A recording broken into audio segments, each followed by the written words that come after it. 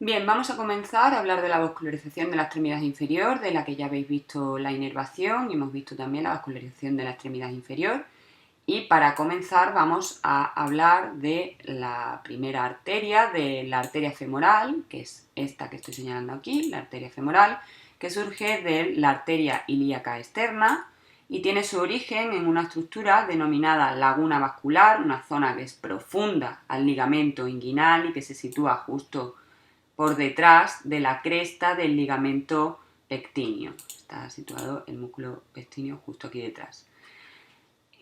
Surge de esta laguna vascular, como hemos dicho, y en su trayecto, en la primera parte del trayecto, va a atravesar la denominada zona anatómica de triángulo de Scarpa, una zona que forma un triángulo, como que estoy señalando aquí, este triángulo delimitado en su suelo por los músculos pectíneo y abductor corto, por la parte medial, por el abductor largo, por delante y por fuera tenemos el músculo sartorio, como borde externo también está situado el músculo psoas mayor y el músculo ilíaco. De este vértice del triángulo de Scarpa, que terminaría justo aquí, este vértice, la arteria femoral se va a continuar, como vemos aquí, por el denominado canal de Hunter o o conducto de los abductores, que está situado entre los abductores largo y el mayor, aquí lo tenemos, el abductor largo y el mayor, y por el vastomedial por fuera y el sartorio por delante y por dentro. Aquí tenemos el vastomedial. La arteria femoral, tras atravesar todo este conducto de Hunter, se va a ir hacia la zona posterior, y va a salir, va a terminar en el denominado anillo del abductor mayor, en esta zona que podemos ver aquí, el anillo del abductor mayor, donde va a pasar a denominarse arteria poplitea. Aquí tenemos arteria femoral y a partir de ese anillo del abductor, arteria poplitea. Esas ramas colaterales de la arteria femoral, que se pueden distinguir en ramas superficiales y una sola colateral profunda, la femoral profunda. Las superficiales, vamos a mencionarlas primero, van a irrigar la piel de la ingle, la parte baja del abdomen y los genitales externos. Y en la parte más proximal nos encontramos primero con la arteria epigástrica superficial. Después vamos a tener la arteria circunfleja ilíaca superficial y inferiores a estas encontramos la arteria pudenda externa superficial y la arteria pudenda externa profunda situada inferior a esta. Si continuamos hacia abajo de la arteria femoral, vamos a encontrar la última rama colateral, más distal, que es la arteria descendente de la rodilla, que va a dar diferentes ramos, va a dar unas ramas afenas, va a dar unas ramas articulares que van a formar la red periarticular de la rodilla. También se denomina no solamente arteria descendente de la rodilla, sino anastomótica magna. En la arteria femoral profunda, esa rama colateral profunda de la arteria femoral, esta se sitúa en la cara posterior de la femoral, pasando entre el músculo pectíneo y el abductor largo, que se situaría justo aquí encima, que lo hemos retirado, y se va a introducir en los músculos abductores, tanto en el abductor mayor como en el abductor corto, con unas ramas colaterales de la arteria femoral profunda que se denominan arterias perforantes, que van a irrigar toda esta parte del muslo, ¿no? Y que además estas arterias se van a anastosomar con otras ramas, como las arterias glúteas y circunflejas, como las ramas musculares de la poplite. Otras ramas colaterales de la arteria femoral profunda, pues encontramos la primera que encontramos en la circunfleja femoral medial y la circunfleja femoral lateral, que va a dar a su vez distintas ramas, en ese caso 3 ramas, que van a vascularizar toda esta zona del fémur, va a irrigar también los músculos, piel y la articulación coxofemoral. La arteria femoral ya dijimos que terminaba en ese hiato de los abductores y pasaba a denominarse arteria poplitea, precisamente porque está situada en este hueco popliteo, en la zona posterior de la rodilla. Va a irrigar rodillas y los músculos vecinos, especialmente el tricesural, formado por la unión del gastrocnemio y del músculo del sóleo. Tiene una posición profunda en el hueco popliteo, descendiendo ligeramente oblicua, de medial a lateral. Vemos que tiene un recorrido corto, pero tiene bastantes ramas colaterales. Vamos a comenzar por las que encontramos en la zona superior. Encontramos primero la arteria superior lateral de la rodilla, la arteria superior medial de la rodilla. Si nos situamos en la cara, digamos, posterior de la arteria poplitea, encontramos esa arteria media de la rodilla. Y si continuamos bajando, nos vamos a encontrar la arteria inferior lateral de la rodilla y arteria inferior medial de la rodilla. Todas estas van a formar la red periarticular o la red rotuliana que va a irrigar toda esta zona. Aquí nos encontramos también la arteria sural lateral y la arteria sural medial, que va a irrigar la zona del músculo del tríceps sural. Continuando con las ramas terminales de la poplitea, ya sabemos que tenemos dos ramas terminales, la arteria tibial anterior y posterior. Vamos a ver primero la arteria tibial anterior, que se origina en ese hueco del sóleo, en ese arco del sóleo, y pasa a la zona anterior de la pierna y va a discurrir en todo su trayecto, dejando por detrás la membrana interósea de la pierna. Viendo las ramas colaterales, la primera que nos encontramos es la arteria recurrente tibial anterior, después va a tener una arteria recurrente tibial posterior y en la zona de terminación, de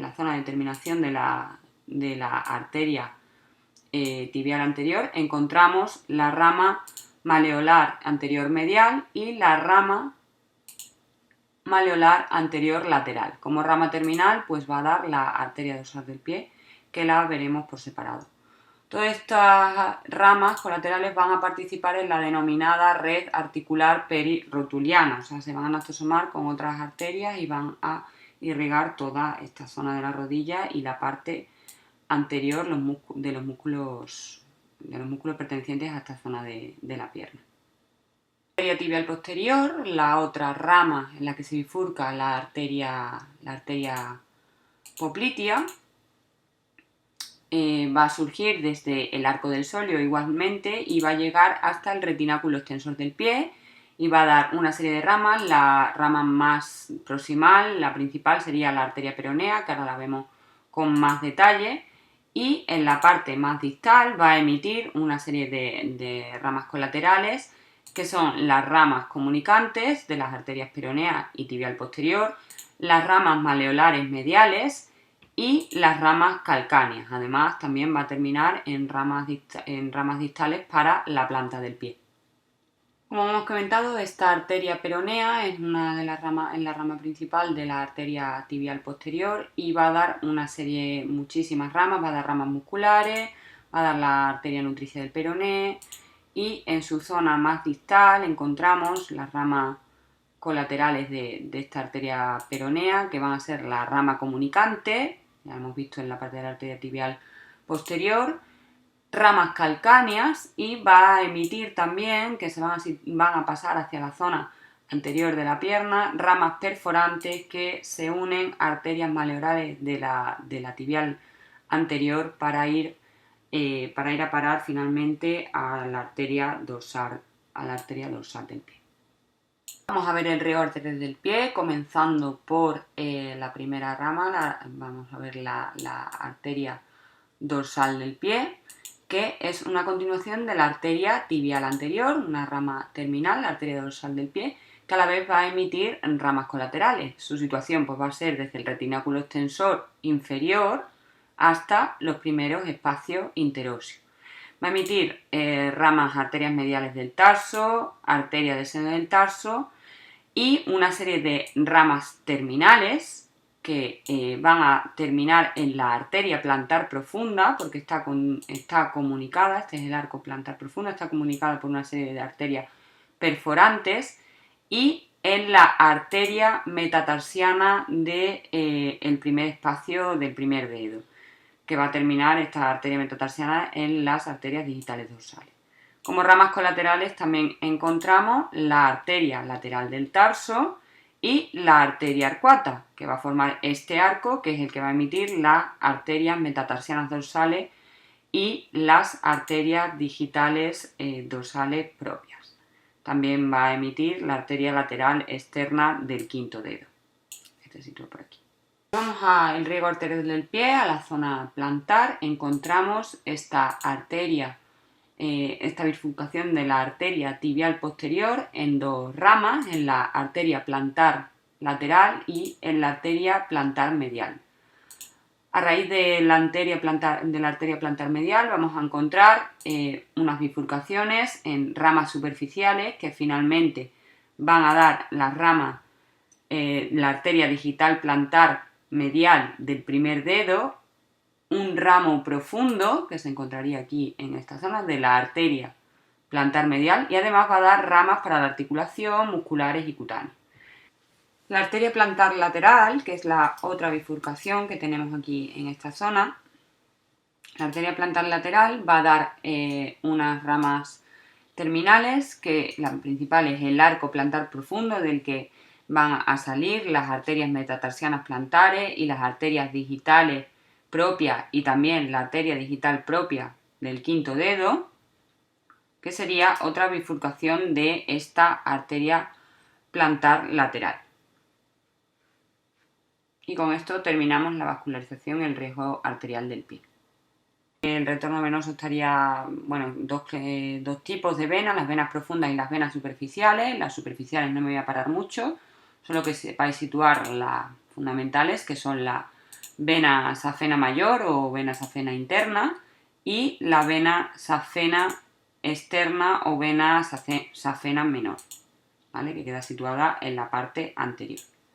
Vamos a ver un poquito más las venas profundas. Del retorno venoso de las venas profundas, pues más o menos como vimos en el miembro superior, son venas que van a acompañar en su trayecto a las arterias que hemos mencionado. Tenemos la vena femoral, que se va a continuar con esa vena poplitea que acompaña en su camino a la arteria poplitea y que se va a bifurcar también en venas tibiales anteriores y posteriores. En la posterior también se va a haber venas peroneas, que son satélites de la arteria peronea, y venas tibiales anteriores. En su extremo más distal nos vamos a encontrar con los arcos venosos plantares y con los arcos venosos y con las arterias satélites de las arterias dorsales, la vena satélite de la arteria dorsal del pie, de la arteria arcuata. Y por la parte de la planta del pie pues nos vamos a encontrar ese arco venoso plantar y las venas satélites de las arterias del pie. Hasta aquí la parte de la vascularización. Bien, en cuanto al drenaje linfático del miembro inferior, solamente voy a nombraros que existen una serie de vasos superficiales y profundos y también se acumulan estos vasos, van a desembocar en estructuras en los ganglios que están más o menos posicionados en forma agrupada. Por ejemplo, los ganglios popliteos en la zona del hueco popliteo que hemos visto, en la zona anterior de la pierna, de la rodilla, y, por ejemplo, los ganglios linfáticos inguinales, que tienen mucha importancia, van a separarse en ganglios superficiales y superiores e inferiores y ganglios profundos, como por ejemplo ganglios de Croquet o Rosenmaler. Hasta aquí la vascularización del miembro inferior. Cualquier duda la podéis preguntar en clase, en tutoría o en los comentarios de este vídeo.